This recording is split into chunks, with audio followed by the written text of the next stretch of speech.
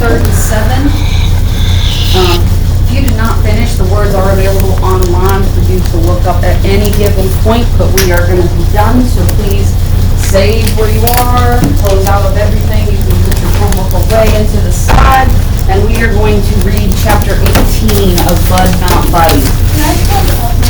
You can close it, get it out of the way. The only thing that you need is your book, a pencil, and the 3 sticky notes that I gave you on your desk. There are obviously way more than 3 sticky notes, but this time, just to speed us up, I want you guys to notice and wonder. I'm not going to tell you what to write for the sticky notes this time. So as we're reading chapter 18, if you see something about Bud, or you see something about Hermione Calloway, or maybe you learn something about the band, or Bud's past, or Bud's future, whatever it is we're learning, we're going to jot those down on a sticky note. I've only given you 3. You can easily get 20 out of this chapter. So just thinking about, oh, this seems really significant, and jot it down. I'm not pressed about these sticky notes. I'm going to read, and I may, at some point, this is a long chapter, I may ask for somebody to volunteer to read, but we'll just play by question. Trying to get her book. Okay. Around chapter 19. Where is your book, my dear? Oh, here it is. There's no funny center. All right, chapter 18 is on page 204. Go ahead and open up to it. Chromebooks are closed at this time because you don't need them. Unless you are looking on the book, right? You're looking at the book? Okay. So what happened in chapter 17 before we jump in? Who can tell me what was the last thing? Let's look back a page and try and remember. What was Bud doing right before chapter 18? Go back a page and see. Raise your hand and tell me. What do you think, Eli? Who's listening to the band play? What do you think about the band? What do you think? Thought it sounded really, really good. They were amazing. He was also cleaning. Hermione Calloway has put him to work. He is making him mop and make this place sparkle. How does Bud feel about hard work like mopping? They don't care. He's used to having to do hard work at the home and in foster homes, and it doesn't bother him to have to work hard. He even makes it into a game while he's working hard. All right, page 204, chapter 18. Here we go. We got in 2 cars to drive for an hour and a half north of Grand Rapids. We were headed to a dinky town called Muskota. I got to ride with the band while Mr. Jeremy and Hermione Calloway and the instruments were riding in the Packard. Miss Thomas stayed back at Grand Calloway Station. I'd been living with Miss Thomas and the band for about 7 days, and this was already my 3rd trip on the road. The band was doing their favorite thing, to playing music. They were teasing each other and talking about Hermione Calloway behind his back. The thug said to Dirty Dean, "I'd be offended, man, and I ain't trying to say that you ain't good on the 88s, but you know the only reason you got this gig is because you're Dutch, you're white, and you don't have the strongest personality in the world."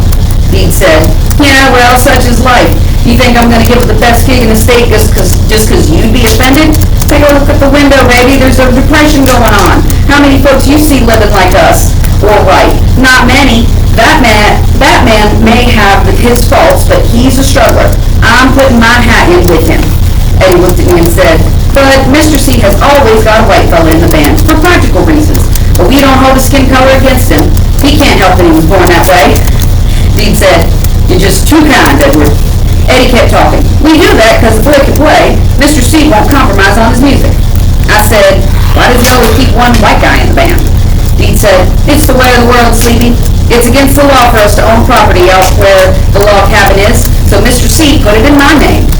Eddie said, "That, and a lot of times we get gigs playing," top of page 206, "polka and waltzes, and some of these white folks wouldn't hire us if they knew we were a band, so Dean goes out and sets up everything." "But what do they say when the Dusty Devastators show up?" Dean said, "Well, it's too late for them to say anything then. It's us or no music." Eddie said, "And Mr. C tells them that if we aren't the best band, they've ever had, then they don't have to pay. We haven't been stiffed yet." With all the arguing and jokes about Mr. C, the trip seemed real short. We unloaded all the instruments and waited for nighttime to come. I heard the band play and practice 1,000 times, and still had to just about sit on my hands when they were finished so I wouldn't bust out clapping. We finished our set at a little place called Laughing, and I got to sleep right on stage to guard the instruments. The next morning I was packing everything into the case faces when I got some real bad news. Hermione Calloway told Mr. Jimmy, I must stay out and catch up with Eugene. You head back with the boys. The man who owned the club, Mr. Eugene Miller, used to be one of Mr. C's fans. Mr. Jimmy said, Bud, take your time loading everything into the Packard, and you could ride back with Herman. Uh-oh. Me and Mr. C looked at each other like this wasn't a good idea. He said, whatever, and walked back to the club's office. Shucks, a whole hour and a half trapped in a car with him? I loaded all the instruments into the Packard, sat on a big rock, and took out my recorder to practice. I could hear Mr. C and Mr. Miller talking and laughing for the longest time. At last, Hermione Calloway came out and walked over to the side of the building and started nudging things around with the toe of his shoe. I walked over to watch what he was doing.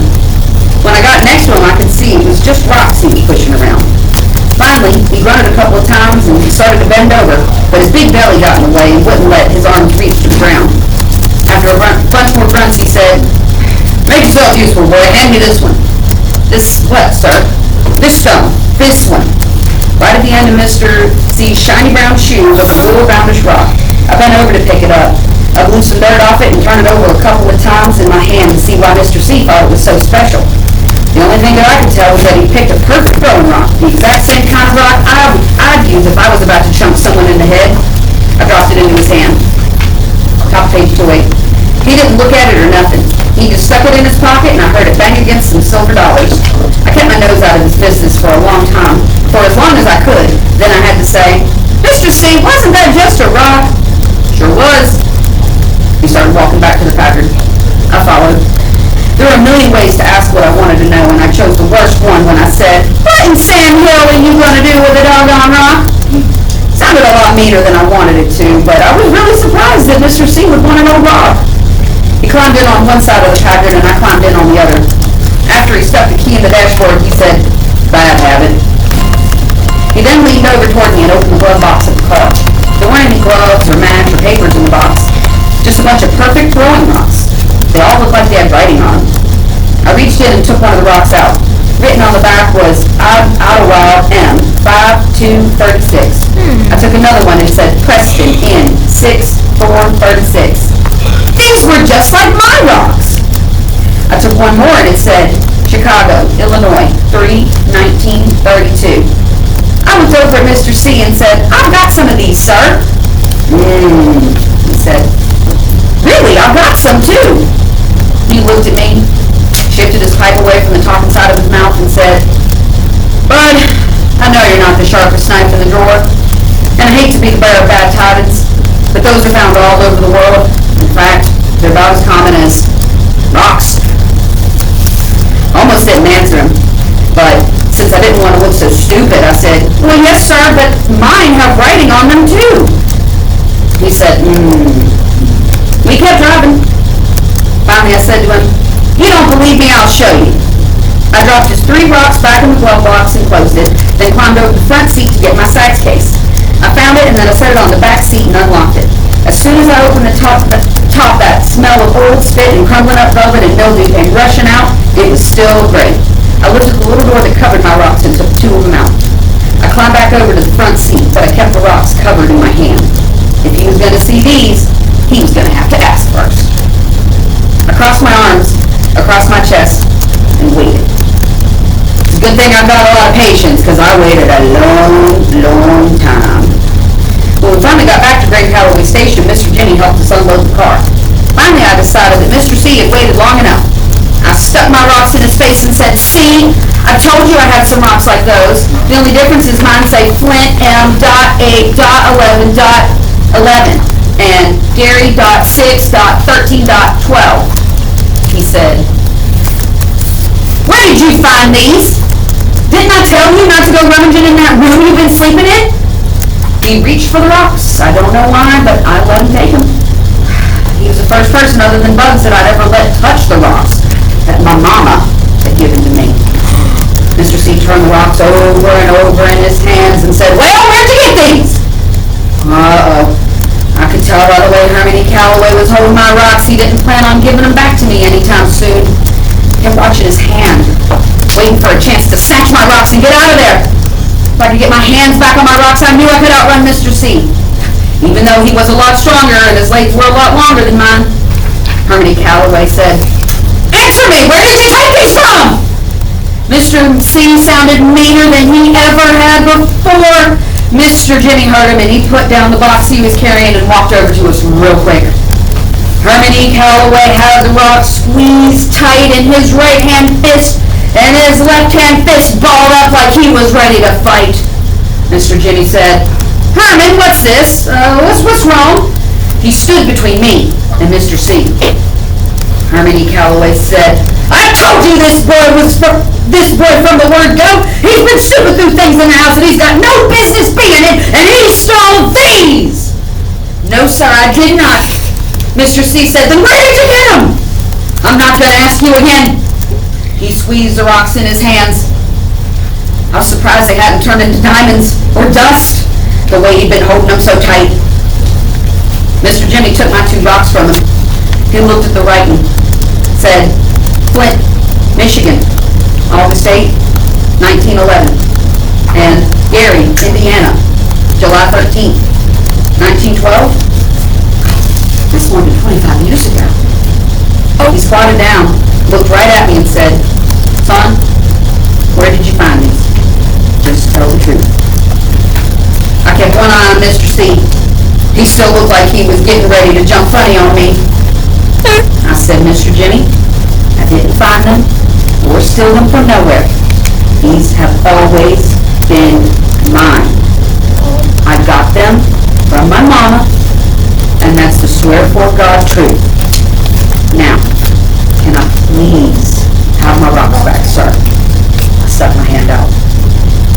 Both Mr. Jimmy and Herman E. Calloway said, "Your mama." "Yes, sir." I put my hand out. Mr. Jimmy said, "Bud, where'd your mama get these?" I said, "I don't know, sir. She's always had them." Mr. Jimmy and Herman E. Calloway were looking at me with a can't decide which hand to smack you with look when Mr. Jimmy said, "Bud, what did you say your mama's name was?" "No one's ever asked me, sir." Herman E. Calloway was still hot. There were a lot of sirs around, but you still got a real strong, real smart mouth, disrespectful streak in you, my boy. Now you answer the question or I'll screamed at him, "Angela, sir!" I was so mad that I hadn't mean to say sir, but it came out anyway. "Her name is Angela Janet Caldwell."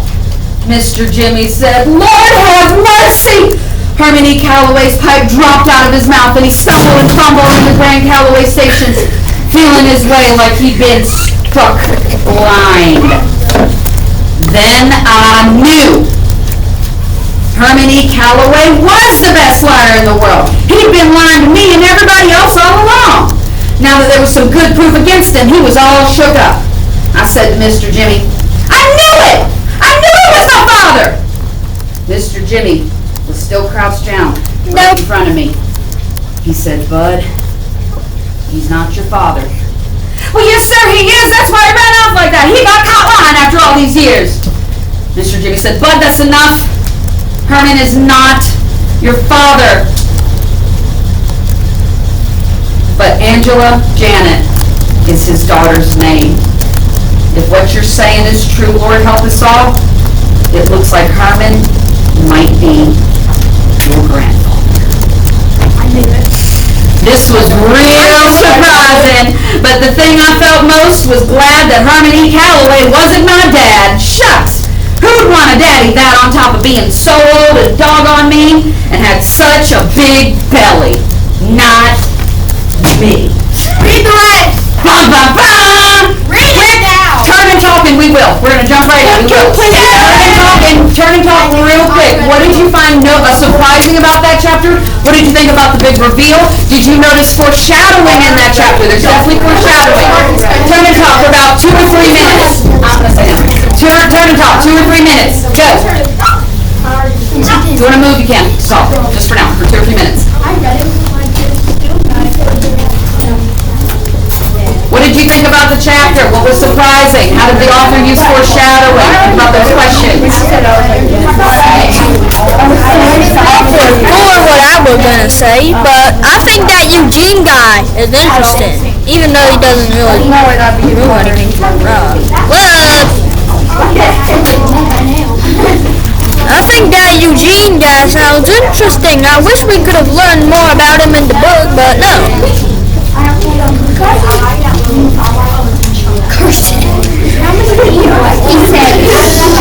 I'm on Summit 3.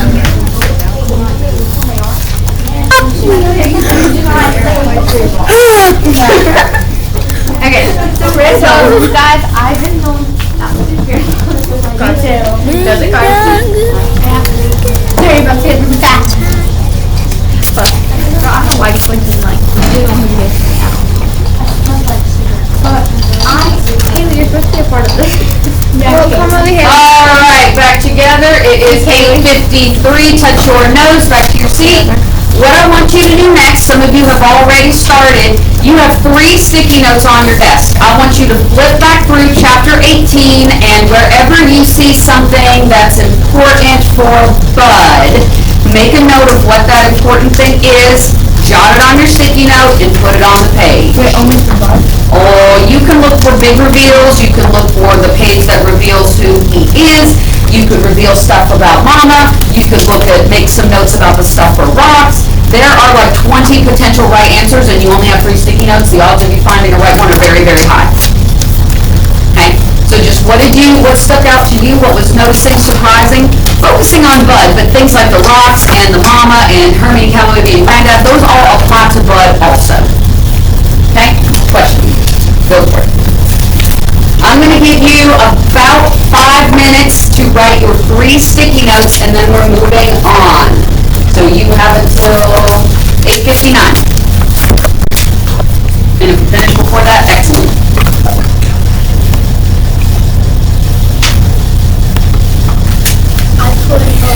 We'll talk about it in a minute. Don't tell me yet.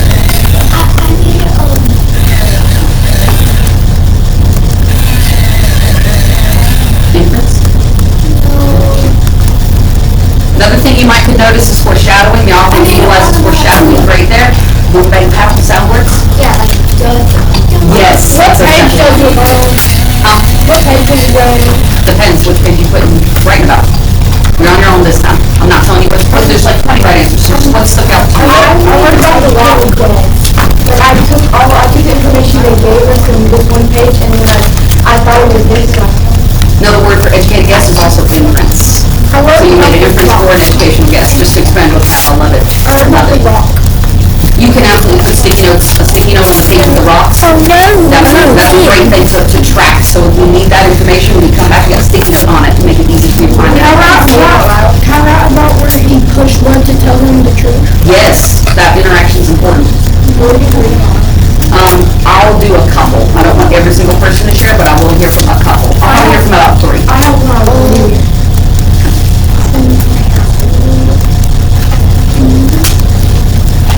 We're writing our sticky notes. They're on the same page, I think. Whatever info you're pulling from, yeah. So like if I'm writing about the rocks, I'll find what page had that rock info on, and I'll just slap it on there. And the rocks, like that one, it goes over a couple pages. So you can put it where it starts with the rocks, you can put it where it ends with the rocks, you can put it in the middle. It's up to you, so long as you're vaguely close. For whatever part you want to notice. Can I write about the numbers on the rock? That's a great thing to notice. Yes, 100%. Trust yourself, Gunnar, you're killing this. There's like 20-some things to notice about Bud, his situation, his family, but you only have to find at least 3. So odds are you're finding good ones. It's all about the relationships and the big reveal in this chapter. And then we're going to see what's going to happen next, family dynamic-wise, in the next chapter. Well, we'll find out here in a minute. So. What page is it for teaching about the lesson? We'll start the next chapter 19 today. Hopefully we'll be able to finish it and finish reading it. I know, because it's like the big reveal's been done, but now we got to see just how are they going to wrap up what's going to come next. What page is the rocks? I'm not sure off the top of my head. I mean, just I think it's 208, or was it? I'll check for you. Yeah, bad habit. That's exactly where it starts. 2 is the perfect place because that's where he first is talking about the rocks. Question. I want a picture of it. Thank you for reminding me. I don't want the whole sticky note. You can keep it that way. I can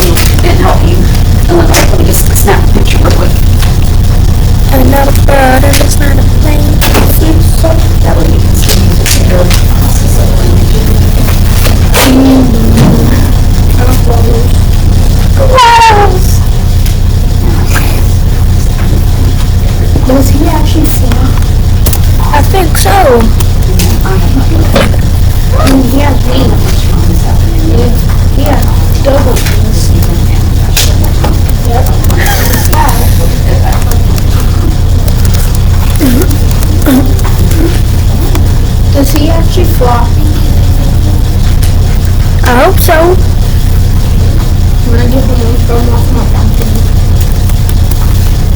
What chapter are we on again? We're gonna do 19 next. Today. Sorry, yeah. My question for you is though, as we're finishing up, I see most of us are on our last sticky note or are done. Haven, hold your name. Tell me one thing. What was your best sticky note you think that you found? Let me turn to you.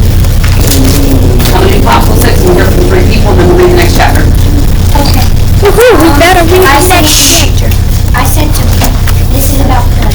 He hates people touching his rocks here. And we found him.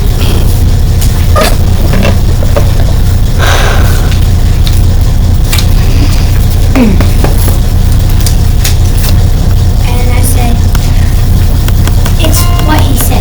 I knew he didn't but now they think that's who they are. Good. So she noticed the rocks. She noticed how he was protective of his rocks, and then she put a sticky note for the big reveal. I'm doing possible 6 to pick people. Lilith, tell me one thing that you found for your sticky notes. Just one.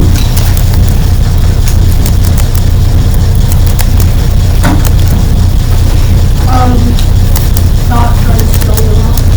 He was accusing him of stealing the rocks. That's part of how they did foreshadowing. There's this big buildup. And Carson, tell me one thing for your sticky notes. Once we noticed that Hermione Calloway was Bud's grandfather, we saw that he stumbled around, probably sad that his daughter is dead. Okay, so great connection there. If Bud's mom is dead and Hermione Calloway finds out that, he knows that, and then he makes the connection that this is his grandson, then Hermione Calloway, the reason that he's stumbling is because that means that his daughter is not on this world anymore. Great inference. The chapter 19 is going to lead us into that a little bit more. Go ahead and open your books back to page 214.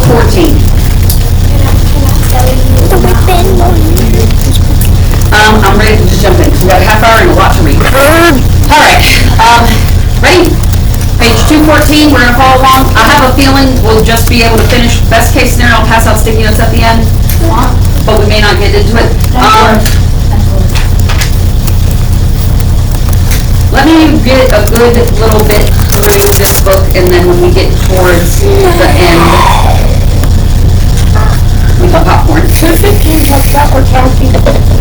Alright, ready? Chapter 19. Man! Ever since he heard me call my mama's name, Hermione Calloway had locked himself up in his room and wouldn't come out. Mr. Jimmy and Miss Thomas made me sit at the kitchen table while Say knocked on his door and tried to talk him into opening it up. But the way they kept saying, Herman, soft at first, then louder and louder, it sounded like he wasn't talking back. After the longest while, they decided to let the big baby have his own way and came back downstairs. They sat at the kitchen table with me.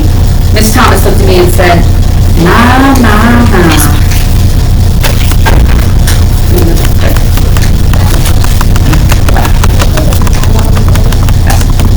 Miss Thomas, top page 215, looked at me and said, ma.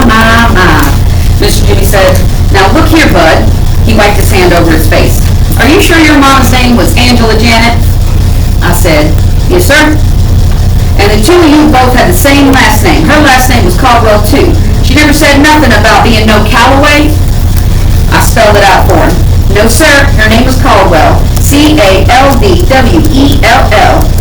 It seemed like you finally believed me. He said, okay. Hope you don't mind my asking, Bud, but it's pretty important that we know. How did your mama pass? And how long ago was it? Pass was just like gone. It was another one of those words grown folk use instead of dead. I said, I was 6 years old when it happened, sir. I don't know why. She was too sick to go to work for 6 days in a row. Then one morning I went to her room and she was dead. She didn't suffer or nothing. It happened real quick. She didn't even have time to close her eyes. She didn't look like it hurt or nothing. Miss Thomas reached across the table and touched my arm. She said, I'm sure it didn't, Bud. I'm sure it was very peaceful for her. Mr. Jimmy said, where was she living, Bud? God rest her soul. What'd your mama look like? This was another strange question, but before I could answer, Miss Thomas said, James, what are you insinuating? I knew there was something familiar about this boy. I don't know how I missed it before, but look at Bud's eyes. You have to ask if this is Herman's grandchild? Mr. Jimmy said, hold on, Grace. I'm just trying to ask questions I know Herman asked if he could. Anything wrong with being certain before we jump to any conclusions. Now, what'd she look like, son? I said, she was real pretty, sir. Mr. Jimmy said, I bet she was, Bud, but that ain't what I meant. Was she short or tall? Was she slim or big boned? I said, I don't know, sir. She was real pretty and real tall and kind of skinny like me, I guess. Miss Thomas said, James, Bud was 6 years old. Everyone on earth was real tall to him. I don't see the point in all this. I said, pardon me, ma'am. I know I can show you what she looks like. I still got her picture. They just stared at me. I said, can I be excused? Miss Thomas said, yes, son. Hurry up and go get that picture. I busted up the stairs, but I stopped like I hit a brick wall. I remembered how mad and crazy Herman E. Calloway looked when he yelled at me. I tippy-toed up the rest of the steps. Uh-oh. Herman E. Calloway's door was open a crack. I held my breath and tiptoed extra quiet and extra fast right into the little dead girl's room. And as soon as I did, whoop, zoop, zoop, my heart jumped into my stomach. Wait a second. When Finn comes back. I have a very good question. All right, question. If that dead little girl's room is in Mr. Calloway's house, I think I have a theory that was his mama's room. Yes, I think it was. The little girl's room. That's what I thought Calloway's before I house. even knew it. Do we agree with that theory? That little room for the little girl is most likely whose room? Bud's mama's. Bud's mama, when she was a little girl. So when he stayed there and he slept so good and he thought of mama, you think that was maybe a coincidence, or you think that he, had some kind of sixth sense about the room that gave him comfort? That's a great point. We're not quite halfway through 217. We're on like the second-ish paragraph on 217. Herman E. Calloway was sitting on the little chair in front of the little mirror on the dressing table. His elbows were on the table and his face was covered by his hands. It sounded like he was having trouble breathing, because every time he sucked in a bunch of air, he made a sound like... and every time he blew out air, it made a sound like... Be quiet. I don't know. I didn't know what to do. I could tell Mr. C didn't know I was in the room with him, so I could probably just backward tiptoe and get out of there without anything happening. I rose up on my toes, took 2 baby steps back, and stopped. Shucks, I'd come up here to show Miss Thomas and Mr. Jimmy what my mama looked like. There wasn't nothing wrong with that. I wasn't doing nothing that meant I had to sneak out of this room and ruin my tiptoes going backwards. I sucked in a mouthful of air and walked over to the bed. I picked up my sax case and set it on top of the bed. I pushed the 2 silver buttons on the side, and the 2 silver tongues opened up and made those loud click sounds. Herman E. Calloway still didn't take his face out of his hands. He kept going,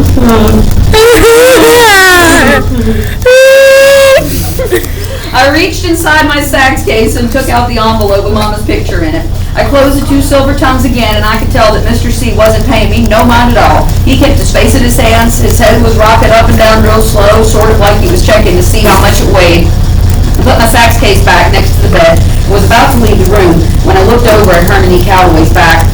He still didn't know I was in the room with him. I looked at the little round mirror and still couldn't see his face, but I could see his hands a lot better. I could see 6 little trails of water running out from where his fingers joined up with his hands. The 3 trails from each hand joined up together in his wrist and ran down his arms, puddling on top of the dressing table. Shucks! Herman E. Calloway was bawling his eyes out. He was acting like me being his grandson was the worst news anyone could ever give you in your life. Is that why he's crying? No, I don't Why think is he so. really crying? Because he found His out daughter about is it dead. today. Bud is here, then that means that did he even know that he had a grandson? Wait, but No. didn't one, and I don't know if it was a lie, but I don't know if it was, but didn't Bud's mama say that she had problems with her dad because he made her wear that cowboy hat, so he was probably not involved when she had a child. Fantastic. Keep what Lily just said in mind. Mama and Herman had some beef over that cowboy hat. It was several chapters ago. Question. Not several. Oh, I'm gonna make it. The whole book. I'm gonna make it. You don't have to. every book when you follow along at the same time. All right, so, yeah, he's sad, bottom of page 218. He's sad because this means that his daughter is dead. He's not crying because he gained a grandson. He's crying because he's lost a daughter, just to clarify that. Yeah. Now, from Bud's point of view, he's a little self-centered. He doesn't understand what Herman's feelings. He doesn't fully grasp his feelings. You got another one? So this was number 39 of Bud Calloway's Rules and Things to have a funner life and make a better liar out of yourself. Rules and Things, number 39. The older you get, the worse something has to be to make you cry. With babies, it's easy to not pay them no mind, because crying is just like talking for a baby. A baby's tears might mean, hey, you stuck a pin in my behind when you changed my diaper. Or their crying might be the way they've picked up to say, good morning, Mama, what are we going to do today? That makes it easy to not care too much about a baby's tears. But when you got an old person crying, you got a whole nother story. When you got someone as old as Herman E. Calloway crying, you better look around, because you know you're square in the middle of one of those boiling tragedies. Oh, no. You can't help but feel sorry for him, even if he's been mean to you from the minute he first laid eyes on you. Even if he's crying because he found out the two of you were kin. Nope. I walked over to Herman E. Calloway before I could think. My hand moved towards his back. I waited for one of those spaces between the when I touched him. His skin under his shirt was warm, very warm. It took a second for Herman E. Calloway to know someone was touching him. When he knew, I felt his skin jerk and twitch the same way a horse's does when a fly lands on it. He whipped his head around. When he saw it was me, he jerked away, took one more dive, and stared. His mouth started moving like he was talking in secret language that only dogs can hear. Can we stop with the side commentary? I'm trying to make it engaging. I could read it very, very boring with the neutral tone. I don't need the additional sounds. Alrighty. Thank you. At last, real American words started coming out of his mouth. He said, I'm so, look, buddy, it's Bud, sir, not Buddy. Oh, he put his face back in his hands and broke down all over again. Man, it's a good thing that Thug wasn't around, because if he'd have heard the way Mr. C was weeping, no one would have wondered who the real Waterworks Willie was. I put my hand back on Mr. C's shoulder and patted it and rubbed him a couple of times, and then I left the room. Felt a lot better going out frontwards instead of sneaking out backwards. I ran down the steps back into the kitchen. Miss Thomas and Mr. Jimmy's eyes jumped right into my envelope. I sat it in the middle of the table. Both of them just looked at it before Miss Thomas reached out and picked it up. She went into the pocket of her dress and took some funny little glasses out that only had a half bottom to them, and then put them on her nose. She pulled Mama's picture out and held it as far away from her eyes as her arms would stretch. She looked at the picture, looked over her glasses at me, then looked right at Mr. Jimmy and said, any more questions for this young man? She slid the picture over to him. Thank you to those of you that are following along, because that's what you're supposed to be doing. If your Chromebook's open, it's because you're looking at it online, yes? Otherwise, your Chromebook is closed. Gimkit. How do you get? Yes, technically. We are on page 221. I'm going to start at Mr. Jimmy picked it up and said, which is like the roughly second, third-ish paragraph. There, Mr. Jimmy picked it up and said, page 221. Mr. Jimmy picked it up and said, well, I'll be. Remember that old con man who used to drag that ruined horse through town? Now, what was his name? Help me out here, Grace. Didn't he call his Zag Joey Pegasus and his broke-back bronc-wing bucko? Miss Thomas said, it was Joey Pegasus and his broke-back bucking bronco, James. What else do you see in the picture? Jimmy said, that definitely is Janet Calloway. He looked at me and said, you sure this is your mother? I said, yes, sir. But her name's Caldwell, not Calloway. He said, well, I'll just be. Miss Thomas butted in on him. There's little doubt about that, James. What we've got to do... She kept on talking, but I quit listening because something came out of the blue to give me a good whack right on my forehead. Without even thinking about what I was doing, I butted in on Miss Thomas and said, that means that's not some little dead girl's room I'm sleeping in. That's my mama's room. She looked at me kind of surprised, like this was the first time she thought that too. She said, that's right, Bud. Come back in your mama's room. I said, how come Herman E. Calloway never called on me and my mother? All he had to do was call on us one time, and I know she wouldn't have been so sad.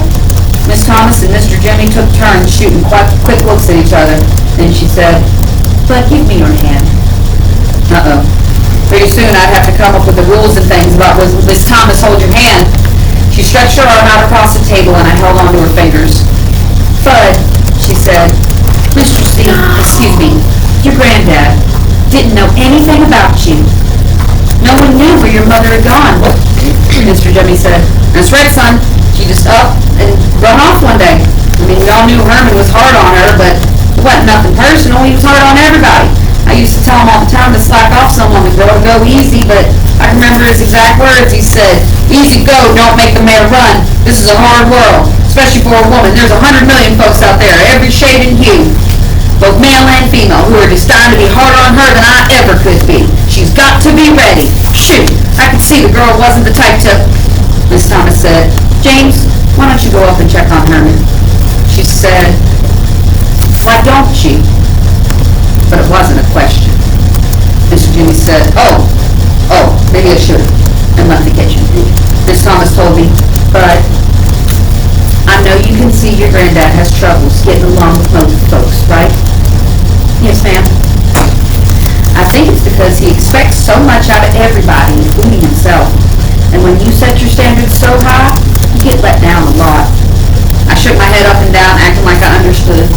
I said, she said, "Now take your mother, for instance. He was so proud of that young woman, and he loved her very, very much. He was determined that she was going to be the first Calloway to get schooling all the way through college. So he thought he had to be strict on her. But he went overboard, Bud, simple as that. He used to crow about how his mother and father had been born slaves and about how it was only 2 generations later that the Calloways had come so far and worked so hard that one of them was actually going to be a teacher. It was his dream, not hers, not yet anyway. And he never gave her time to pick it for herself. The more he pushed her, the more she fought him. Finally, it got to be too much and she left. We think she ran off with one of Herman's drummers. We've been hoping for 11 years that she'd send word or come home. And she finally has. Looks to me like she sent us the best word that we've had in years." Miss Thomas smiled at me, and I knew she was trying to say I was the word that my mama had sent to them. She said, "Wait here for 1 second, precious. I've got to go to my room for something." Miss Thomas was probably saying that as an excuse so she could go blow her nose and cry, but she came back in a flash. She was holding an iron picture frame and handed it to me. "This has been on my dressing table for 13 years, Bud. Ever since your mother was 16 years old. Now, it belongs to you." I wanted to say thank you, but I just stared at the picture in the heavy iron frame. It was Mama. The picture only showed her head. All around the edges it was smoky or foggy so that it looked like Mama poked her head out of a cloud, and Mama was smiling. The same soft smile she'd given me when I got home from work. It had been so long since I'd seen Mama smile that I wanted to laugh and cry at the same time. Miss Thomas said, "Let me show you something, Bud." She took the frame out of my hands and said, "Watch this." She moved the picture up and down, left and right, then around in circles. "You see how her eyes are on you all the time? No matter which way you look at the picture, she's watching." It seemed like Mama was looking direct at me, no matter where Miss Thomas put the picture. "Can I keep this?" I feel like I've been holding on to it until the rightful owner came along, and it looks like he finally shown up. "What took you so long, child?" Miss Thomas patted me underneath my chin. She said, "But Bud, we've got a problem I'm going to need your help with." "Uh-oh. You said you were 6 years old when your mother died?" "Yes, ma'am." "Okay, so that was 4 years ago." "Yes, ma'am." "You can remember how bad you felt when you first knew she was gone, can't you?" "Yes, ma'am, but it still feels the same." "Well, you've had 4 years to try and heal that scar, but it still hurts some of the time, don't it?" "Sometimes a lot." "I know, Bud, but remember, your grandfather and I just found out she passed. The hurt is brand new for us." Miss Thomas started swallowing. "And even though he hasn't seen her in 11 years, I know there isn't a day goes by that he doesn't think about her. He'd never admit it, but there isn't one show that we give that he doesn't look out into the audience. Not to see how big the crowd is, but hoping she'll be out there, hoping she'd have seen a flyer tacked to a telephone pole somewhere and would stop by to see him." He loved her so much, Bud. Sorry, sweetheart. Well, she took her hand she wasn't squeezing my fingers with and took out a handkerchief and blew her nose. Those stones that he picks up everywhere he performs are for her. She must have been about 4 or 5 years old. The band was getting ready to travel to Chicago for a week before we left, and he asked her what she wanted him to bring back for her. He was thinking a doll or a dress or something, but she told him, "A walk, Daddy. Bring me back a walk from Chicago." So everywhere he went after that, he'd have to get her a walk. He'd write the city, and the day we were there on them, she's got boxes of them upstairs, 11 years worth. So, Bud, I don't know how Herman is going to be feeling after this. That's where I need your help. You've got to remember that both Herman and I love your mother just as much as you do. This didn't seem like it could be true. Not just because it didn't seem like anyone could love my mother as much as I do, but because it didn't seem like Herman E. Calloway could love anyone at all. Miss Thomas said, "So if you can remember, Bud, be patient with him. That ornery old man upstairs is very, very hurt right now, and I just can't say where he's going to land after this news gets through throwing him around." Miss Thomas was starting to do that stingy eye blinking. "So we're going to have to give him some time. We're going to have to let him find out how he feels before..." Mr. Jimmy came into the kitchen. "Grace," he said, "he wants you." Herman E. Calloway was making everybody feel like they'd have the blues. It looked like Jimmy just wiped some tears from his eyes, too. Miss Thomas came around my side of the table and gave me a hug. She said, "You okay?" I said, "Yes, ma'am." She said, "Should I go see how he's doing?" "Yes, ma'am." She left the kitchen and Mr. Jimmy went to the living room. I picked Mama's picture up and put it back in the envelope. Mr. C chose a good name for this house, because not a second went by before the back door came open and the dusty upstairs of the Depression walked in talking like it was going out of style. As soon as they saw me, they all got quiet. Doodlebug said, "Hey, Sleepy LeBon, where's everyone at?" I didn't want to embarrass anyone by saying all the grown folks were sitting over in the house sobbing their eyes out, so I said, "Around." I remembered not to call the band to start. Steady said, "Well, she was wanted anyway." He put an old cardboard suitcase on the table and said, "I told the fellas how hard you've been hitting that recorder and how proud I was of you, so we put a couple of nickels together." He acted like he was yelling into the other room. "And Lord knows the peanuts we get on this is a real sacrifice." He slapped some skin with dirty beads and started talking regular again. "Anyway, Fred saw something at the pawn shop and he picked it up for you. Can I open it?" The thug said, "Well, if you don't, I don't know who will." Eddie slid the cardboard suitcase over in front of me. It looked worse than the one I used to carry around. One of the snaps on it was busted clean off and the other was stuck. Steady Eddie said, "It's what's inside is interesting. Just pull the straps. Pull that snap real hard." I pulled the snap and it came off right in my hand. Thug said, "I knew it. The boy's just too country. He ain't used to handling fine merchandise. We should have given him the paper bag." I opened the suitcase. Whatever it was wrapped up in a crinkly, wrinkly newspaper. I started pulling the newspaper off and I could tell that their gift was real heavy. All of a sudden, a shiny piece of gold showed through. I snatched more paper off, and I couldn't believe my eyes. The dusky devastators of the Depression had put their money together and had bought me a baby-sized coin like Steady Eddie's saxophone. Steady Eddie could see I was stuck, so he lifted it out of the suitcase and fished around the bag for the mouthpiece, the neck, and the reed holder.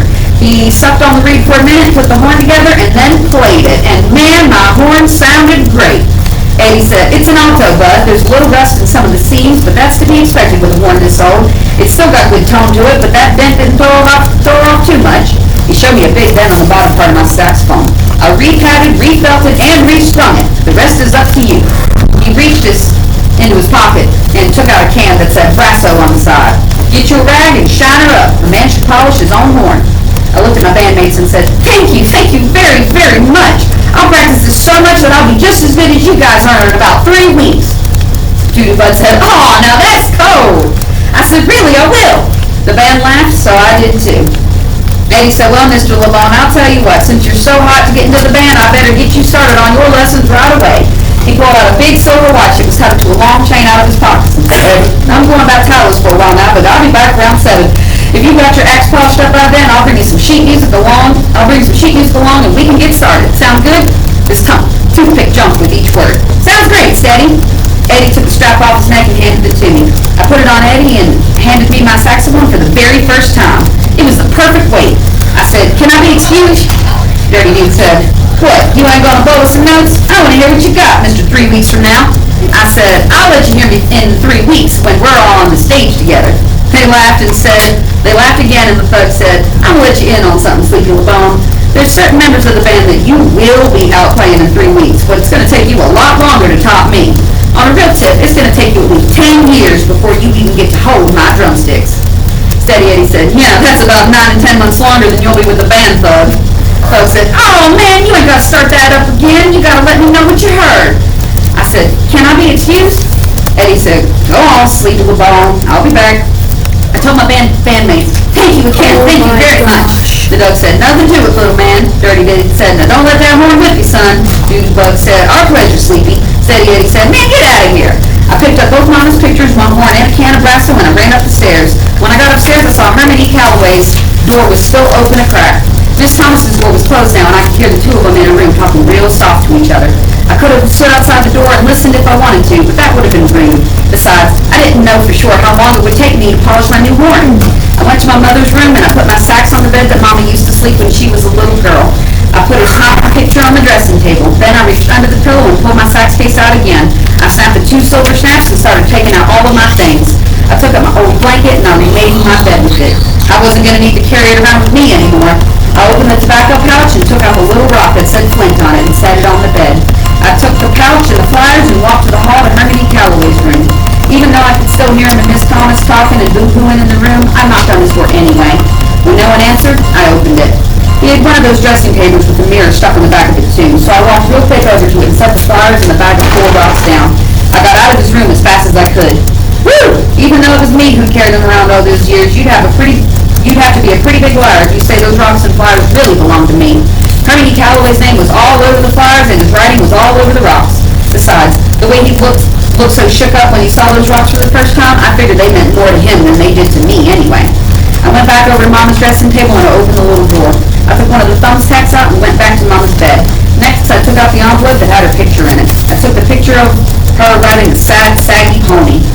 I still couldn't see what she was so unhappy about. The Miss V. Gotten Moon Park looked like somewhere you could have a lot of fun. I poked the thumbtack on top of Mama's picture and walked her to the wall that she'd stuck the pictures of horses on. I put Mama right amongst the ponies and the horses she liked so much. I didn't need to carry this doggone picture around. This wasn't how I remembered Mama anyway. Mama was always excited and jumpy, not sad and pokey like this little girl. Mama was kind of old when I met her too. She wasn't young like this picture at all. The picture looked like it belonged. It's strange the way things turn out. Here I'd been carrying Mama around for all this time, and I finally put her somewhere she wanted to be, back in her own bedroom, back amongst all her horses. I went back to the bed and I picked the flint rock up. It was going to be enough. I didn't need those other things with me all the time. I didn't need them to remind me of Mama. I couldn't think about her anymore if there were 100 hours in every day and 1,000 days in every week. I couldn't think about Mama any better than I already do. All I have to do is remember her hand to her forehead when she'd ask me something like, baby, are you sick? Have you got a temperature? All I have to do is remember Mama letting me dry the dishes after she'd wash them. How she used to say, no one in the world can dry a plate like I could. All I have to do is take 2 or 3 deep breaths and think of all the books she'd read to me at night and remember that no matter how long it took, she'd read until I went to sleep. Cecil Malone was right. I was carrying Mama inside me, and there wasn't anyone or anything that could take that or add to it either. The one rock from Flint would be enough. I set it in my sax case. I picked up my saxophone. It was the most beautiful thing I'd ever seen. I went to read the same way that I'd seen Steady Eddie do, and then I clamped on the mouthpiece. I closed my eyes and counted to 10. If I got to 10, if after I got to 10 I blew the horn and it sounded pretty good, I knew I'd be playing along with the Dusty Devastators of the Depression in a week or 2. If it didn't sound so good, it meant I'd have to practice for a couple of months before I'd be good enough to get on stage with them. 1, 2, 3, 4, 5, 6, 7, 8, 9. I puffed my cheeks and blew as hard as I could. The saxophone only squeaked, squawked, and groaned, and then it sounded like it was making up words like, oh, well, shucks, maybe if I didn't puff my cheeks out right, maybe I was blowing too hard. I counted again. 1, 2, 3, 4, 5, 6, 7, 8, 9, 10. This time the horn only squeaked, squawked, and groaned. It didn't sound like it was trying to make up any words. Sounded great. It wasn't perfect like when Steady Eddie blew it, but I could tell that one day it was going to be. Something told me I could learn how to play this. Something told me that those sounds were more than just bad notes. Carson, if you didn't have a real good imagination, you'd probably think those noises were sounds of some kid blowing a horn for the first time. But I knew better than that. I could tell those were the squeaks and squawks of one door closing and one door opening. I looked at the picture of Mama that Miss Thomas gave me. Mama was looking right at me with that same soft smile. I know it's so stupid to smile back at a picture, but I couldn't help myself. I know it's even stupider to talk to a picture, especially when it hadn't said anything to start a conversation. But I had to say, here we go again, Mama. Only this time, I can't wait. I closed my eyes and began practicing. Shucks, as good as things were going to be for me, I bet you dollars to donuts that Steady Eddie was going to get here early. I know. We'll read the afterwards tomorrow, which just doesn't give us any more of a story, but it does kind of wrap up some of the author's final thoughts of what they wanted to tell kids. But congratulations, we read Red Hot Fighting Now. It was so good. I think it's my favorite book that we read in 6th grade. There's another one, there's more, but I think it's my favorite one for 6th grade. We read more, but I think it's my favorite. The book is done. There's an afterword with some comments from the author. Is there a button up ready too? So, predictions. What do you think's going to happen next? Because the author doesn't tell us, so you turn and talk in these last 2 minutes. What's going to happen next in Bud's life? He's What's going to happen next in Bud's life? And he gets to join the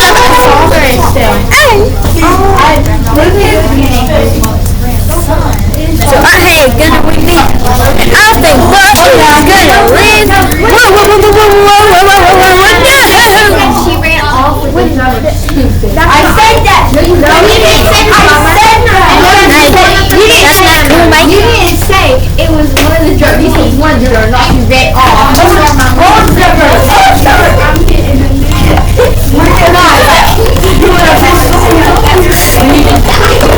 You can put this away.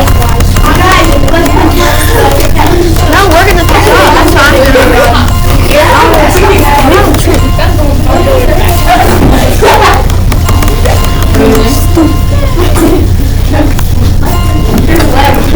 Go ahead and start packing up as well.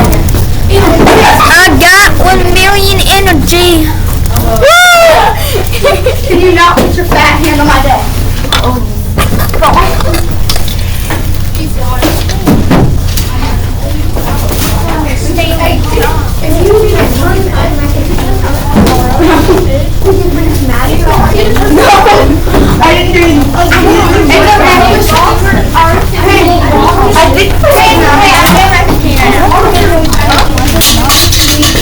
Hello, my tongue glossies.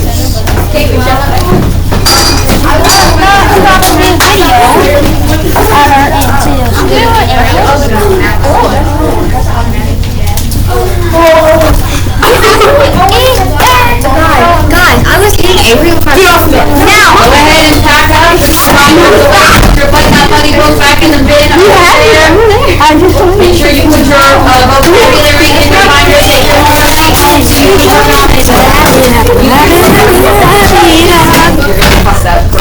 Hold up, where am I? Somebody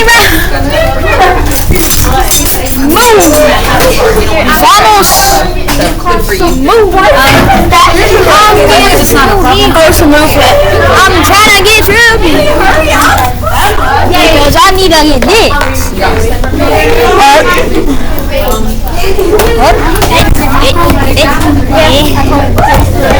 Hey, what are you doing? I didn't get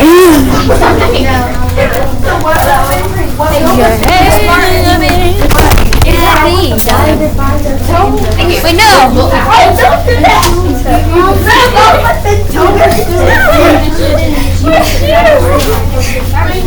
You freaking big bulky.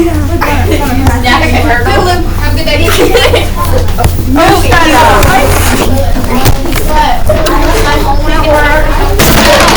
Where's my cake? Boom! I got wireless.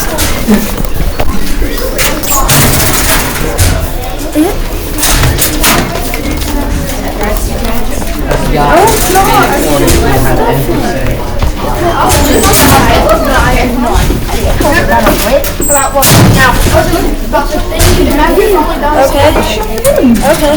Oh, that's cool. That's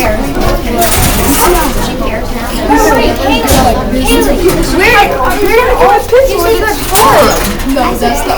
Why? There was 4 in there. Yes. Hey, wasn't there 2?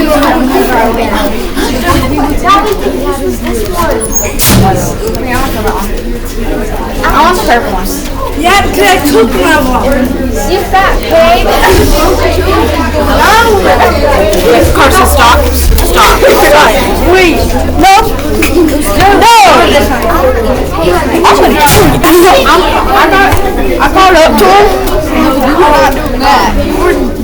How did you catch up to me so fast, dude? Yeah, I could just equip the flying glitch. Dude! Wait, does that explain how he got so high? That's how Is that how he got so high, or was he not using any glitches? Look, this is what he was doing. He did not. I know. That's so sad. Okay, no, you guys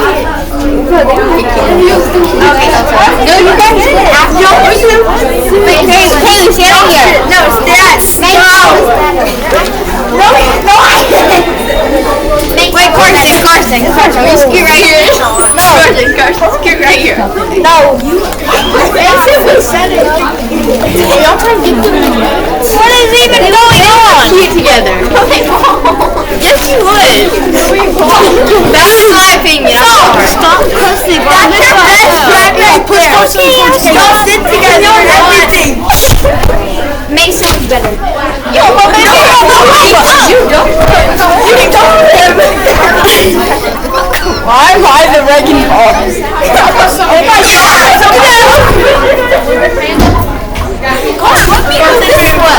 I don't think they like you. He thinks he has COVID and he's here. I'm not getting here.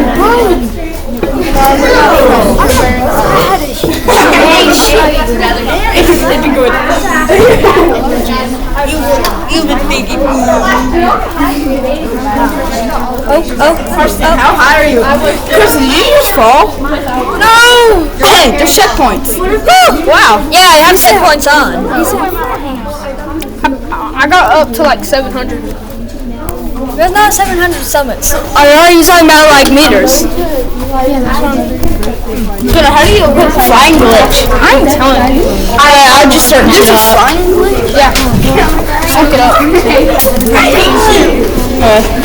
I'll search it. I just flagged at the top. Like at the end of the game. Wait, if we play Gimkit and we play that game, I'm gonna do it.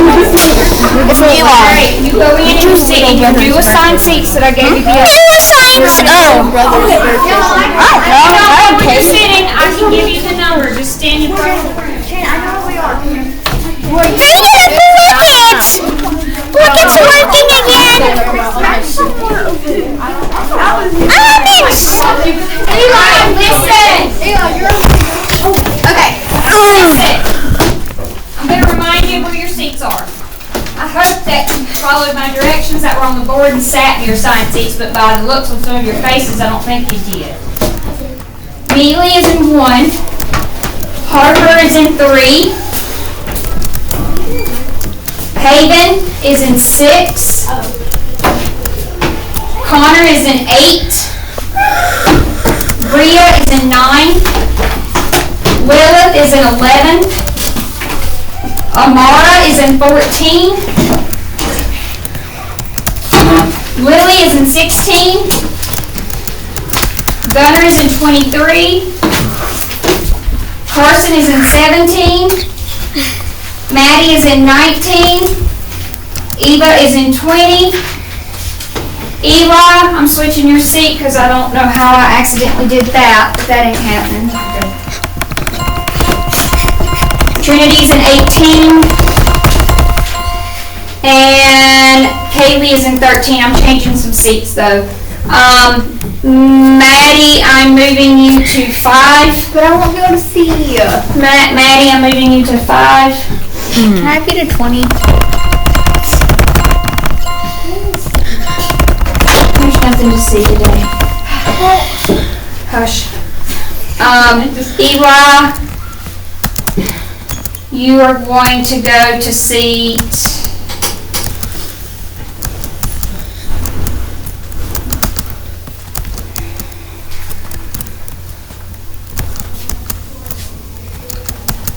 Amara, I am moving you to seat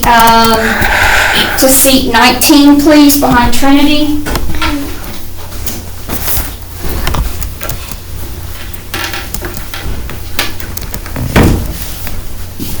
Is this a pencil? No. Yes, it is.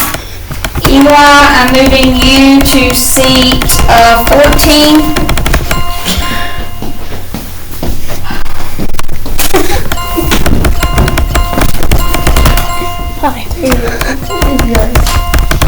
I said stop. You're not supposed to be on your computer right now. Haley, it's yours, I promise.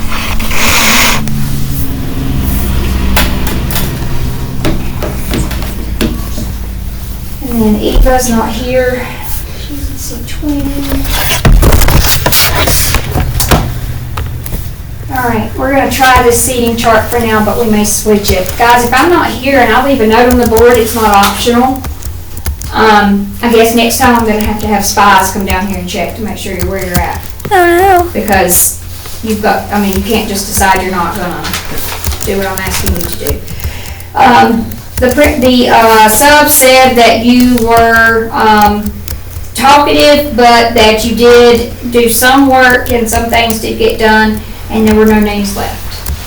So, not complaining about that. I'm going to, you need to get off your computer right now.